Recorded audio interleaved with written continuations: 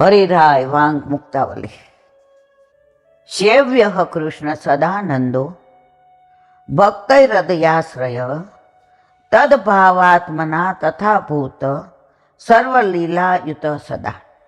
ગુજરાતી. સદાનંદ રૂપ તામસ નિરોધ સ્વરૂપ. આનું વિવરણ આવશે પછી, નહીતર પછી કહું છું.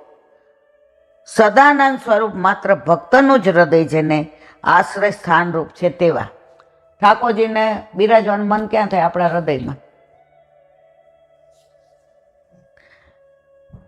વળી ભક્તોના ભાવ સ્વરૂપ ભાવાત્મક સકળ લીલાઓથી જોડાયેલા એવા કૃષ્ણચંદ્રજી હંમેશા સેવન કરો. કયા? જે સદાનંદ સ્વરૂપ છે, સદા આનંદમાં હોય. આપણે નંદોત્સવ કરીએ ઘરે કે ગોકુળમાં કે નોમનો, તો એમ કહીએ નંદ કેર કૃષ્ણ ભયો જય. શું કહીએ? નંદ કેર આનંદ ભયો જય કર. તો સદાનંદ જે સદા આનંદમાં જ રહે. વલ્લભે કયા? આનંદાય નમ, પરમાનંદાય નમ. તો આવા આનંદ સ્વરૂપ પ્રભુ જો સરસ લખ્યું છે. ક્યાં બિરાજે? જેને ભક્તનું હૃદય જ પ્રિય છે. હૃદય તો મારા વાલાએ ઘણા બનાવ્યા છે. આ બધી સૃષ્ટિ એની જ બનાવેલી છે. એ કે ના, એમ નહીં.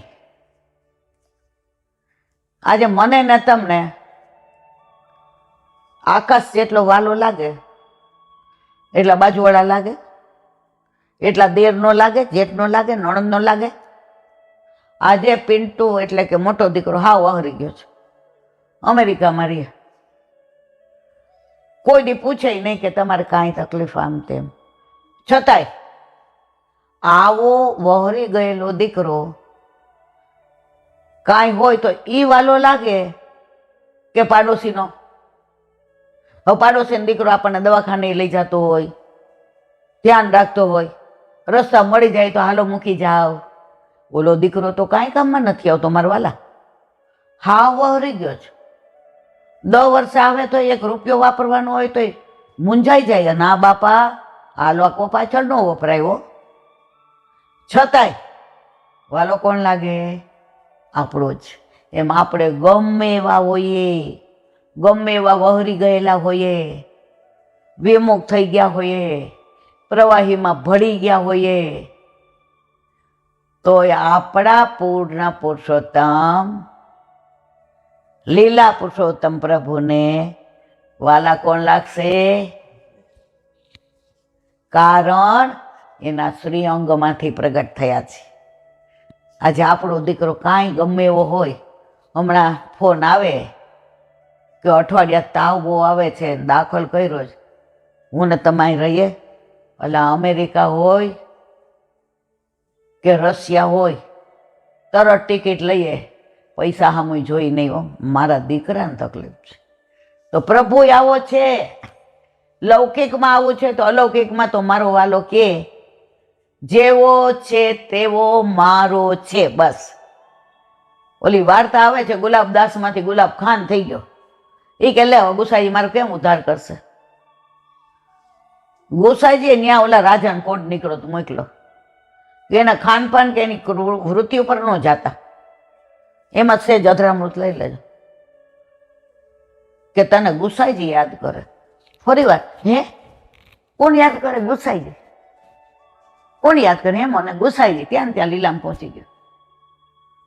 જેવો છે એવો મારો છે. તો આપણી પાલી ક્યાં હાલી જાય છે?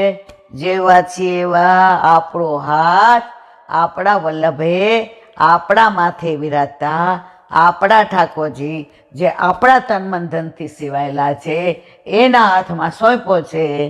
એટલે આપણી પાલી બધી હાલી જાય છે. બાકી આપણે કેવા છીએ? મને કોઈક ભગવતી કહે તો બહુ સંકોચ થાય. હજી આપણા મનમાંથી ક્યાં દ્વેષ ક્લેશ ગયા છે? હજી આપણે ક્યાંય એવા થઈ ગયા છીએ? હજી આપણને કોઈક જરાક દબડાવી જાય તો હવે એટલો ફેર પડ્યો છે આ સત્સંગથી. મારા વાલા એટલા લીસા કર્યા છે, આપણે સામે જોગડીએ નહીં, પણ એ આખો દિવસ એટલી વ્યથા તો રહે જો. આમાં હું કાંઈ બોલી નહોતી, મારો કાંઈ તોય મને કેમ આવું કર્યું? પછી લૌકિક હોય કે અલૌકિક હોય, તો ત્યાં સુધી શેના ભગવદીય?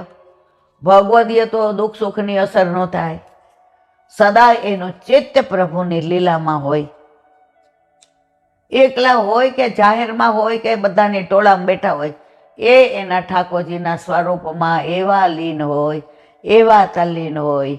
આ તો મારા ઠાકોરજીને ટીપારો કેવો સરસ સુવાતો હતો, મારા હામું જોઈને કેવા મંદ મંદ મુસ્કાતા હતા, પતંગની દોરી હાથમાં હતી ને પતંગ ચગાવતા હતા, અને બાજુની અટારીથી ગોપી જોતી હતી. પ્રભુ તીરછી નજરે જોઈ લે પણ ગોપીને ખબર પડવા દેતા નહોતા. ગોપીનો વિરહ એવો વધારતા હતા કે ગોપી નંદ બાવાની અટારીએ આવી શકતી નહોતી અને પોતાની અટારીએ રહી શકતી નહોતી. મારા વાલા, આ અદ્ભુત લીલાઓ બધી આપણે પોતાના છીએ ને તો આને ભગવદી કહેવાય. એટલે હવે પછી કોઈ સમજી જાજો, મને કાંઈ ભગવદી કહેતા નહીં. બોલો હરિરાય મહાપ્રભુજી કી જય.